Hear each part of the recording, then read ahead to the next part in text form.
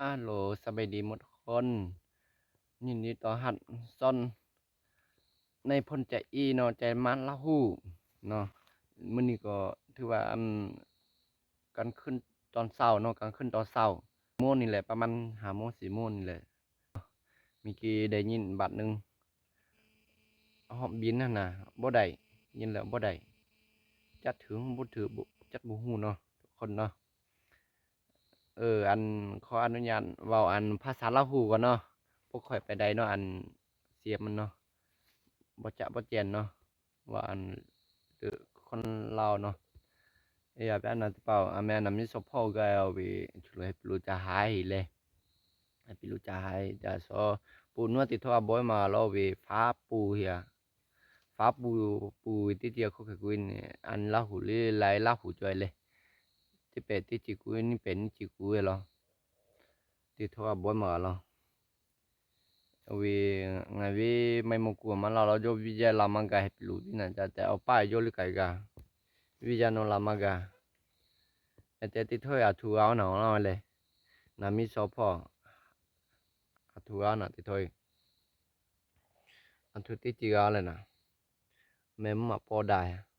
à mua cái toa lên ê vì mẹ vì à thu li xí mua hàm mua cái toa lên hàm mua mẹ lên cái toa lên ประมาณนี้แหละเอ้ยแบบมีทุกคนประมาณ4-5โมงต่อเช้าเนาะต่อเช้าก็ขึ้นเนาะต่อเช้าก็ขึ้นจะมื้อนี้น่ะจะมาจะได้หรือบ่เนาะทุกคนไปติดตามกันยาวๆเด้ออย่าที่อย่าปะกันเด้อนายพลเด้อ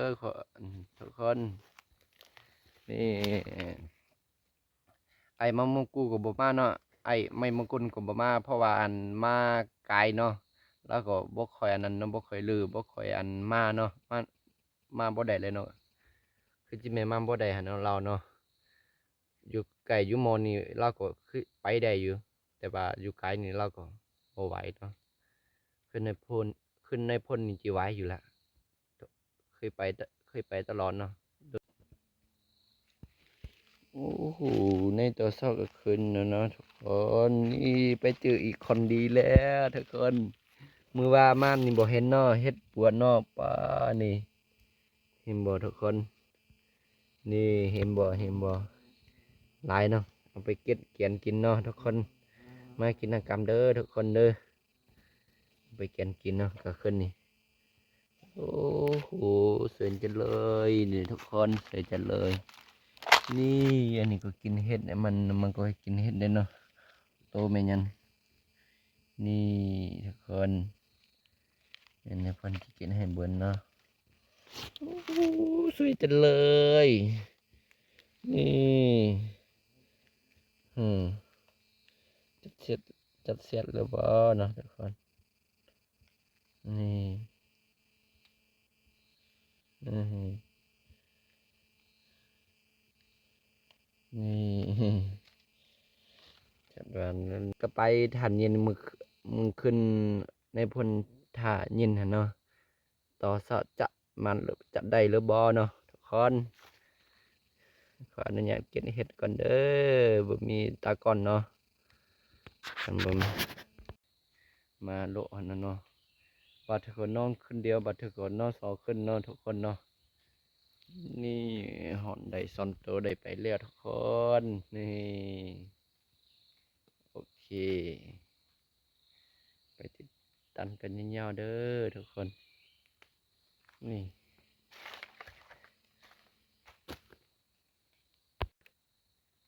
นี่เพิ่นก็มัดเลื่อนนำมาแม่ย่าทุกคน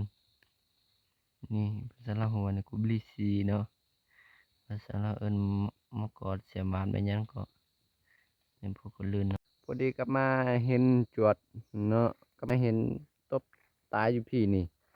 นี่เห็นบ่ทุกคนหอมมีปีดอันเนาะนี่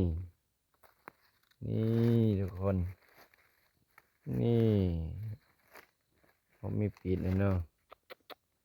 คืออันนั้นพ่นคือว่าบ่ถือนหูเนาะคือว่ากลับมาคือว่ามีสุดดีขนาดเนาะนี่คนผลงานตอนเช้าได้3โตวเนาะ ตอนเช้าได้ทั้ง3ตัวนี่ก็มื้อขึ้นน่ะเนาะก็ขึ้นน่ะเนาะประมาณ4โมงหั่นน่ะในฝนเย็นนั่นน่ะนี่น่าฮักจริงๆเลยเนาะน่าฮักขนาดเลยนี่งามเว้ยเนาะทุกคนโอ้โฮเห็นบ่ข้าวหลามเนาะบ่ข้าวหลามจากธรรมชาติบ้านใหม่เนาะนี่ห้องข้าวแล้วจะใส่บ้านใหม่เนาะ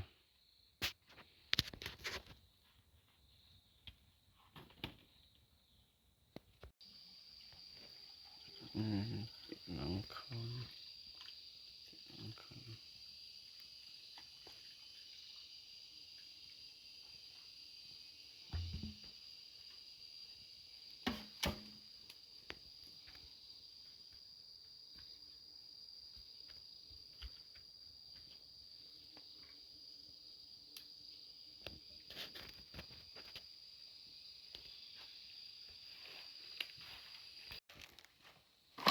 ห้อย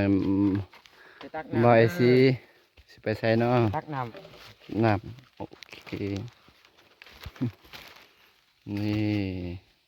รุ่นร้อยนะตัดนันเนาะทุกคนน้ำบันอิลีนี่ทุกคนเนาะฮอดหุยน้อยน้อยเนาะฮอดหุยแล้วหุยน้อยเนาะมันตัดน้ำเนาะบอลนั้นจบจัดลงมาตัดน้ำก็ประมาณไกลเตือได้ประมาณ100 เมตรหรือว่า200 เมตรประมาณนี้แหละนี่เลือกนะจิมาลำอันเขื่อนในอันโตฮอดเนาะจิไปเฮ็ดกินเนาะเนี่ยมีอันที่สองแม่นอันจิมาลำเฮ็ดเนาะมึงขึ้นในพุ่นเก็ดนะเนาะมาลำเลยเอาไปแกะเนาะมื้อนี้นะเฮ็ด2 เมนูเนาะ2 เมนูเนาะทุกคนเนาะ2 เมนูกินเฮ็ดกินแซ่บพุ่นเนาะ2 เมนูทุกคนโอ้แม่เอาชิติจ้าใช่ไหมเอาชิติจ้าใช่ไหมโอ้ยชอบหาว่าไอ้สิโนเตียฟ้าเตะหูจริงๆเหรอติดสอยฟ้าเตี้ยมาอยู่กว่าแต่บัดไทยอันนี้หายเตี้ยมาอยู่กว่าแต่บัดแต่ติดสอยเฮียโดนสอดจะคือการมาตาดิบ่เนาะอาจจะจีการมาตาดิจะคือนี่ก็ใส่ก็มาก็หนาให้ฟ้าบอลเลยมามันสุมูลเลยจ้าเช่ไอ้เตี้ยมันที่ดับบ่จ้าสุดหน้าสุดเบี้ยเลยคือ